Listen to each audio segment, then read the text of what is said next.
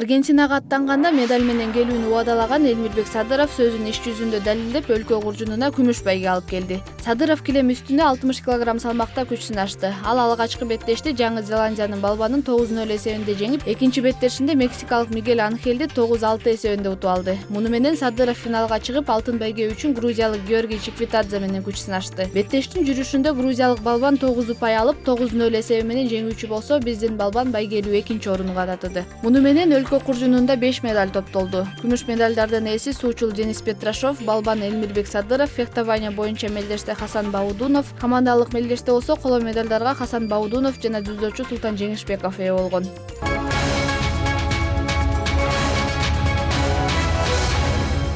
14 октябрда Жогорку Кеңештин депутаттары менен өкмөттүн өкүлдөрү футбол боюнча жолдоштук оюндарды өткөрүштү. Белдеште Жогорку Кеңеш 1, Өкмөт 1, Жогорку Кеңеш 2 жана Өкмөт 2 командалар күч сынашты. Финалда Жогорку Кеңеш 2 менен Өкмөт 1 командалары кездешти. Анда Жаштар иштери Дене тарбия жана спорт агенттигинин директору Канат Аманкуловдун Өкмөт 1 командасы беттештин жүрүшүндө 5 гол киргизсе, Жыргалбек Турускуловдун Жогорку Кеңеш 2 командасы 4 гол менен гана жооп бере алды. Натыйжада 5-4 эсеби менен Өкмөт 1 командасы мелдештин жеңүүчүсү аталды.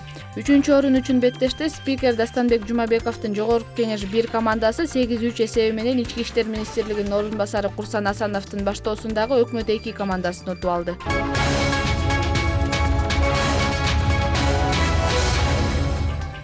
Бишкекте бокс боюнча жаштар биринчилиги өтөт. Бул тууралуу Бишкек мэриясынын Дене тарбия жана спорт башкармалыгынан билдиришти. Маалыматка ылайык, аталган мелдеш 18-21 октябрь аралыгында Бишкек шаарындагы Challenger клубунда өтөт. Мелдеште спортчулар 8 салмак ченинде күч сынашат. Алар 52, 57, 63, 69, 75, 81, 91 кг чейинки жана 91 кгдан жогорку салмак чендери. Мелдештин ачылышы 18 октябрда орун алса, 20 октябрда жарым финалдык беттештер жана 21 октябрда финал орун алат.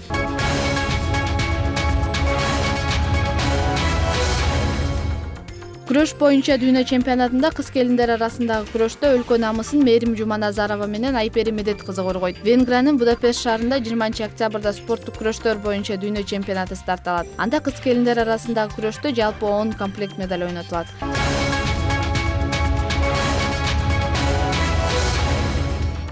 АКШнын Филадельфия штатында Чыңгыз Айтматовдун 90 жылдыгына карата спорттук иш-чара орун алды. Бул тууралуу кыргыздардын АКШдагы диаспорасынан билдиришти. Аталган өлкөдө эмгектенип жүргөн кыргызстандыктар АКШнын 10 штатынан келишип иш-чарага жигердүү катышышкан. Анда 12 футболдук команда кубок үчүн беттештерди өткөрүшсө, волейбол, теннис, аркан тартыш, күрөштөн да мелдештер болгон.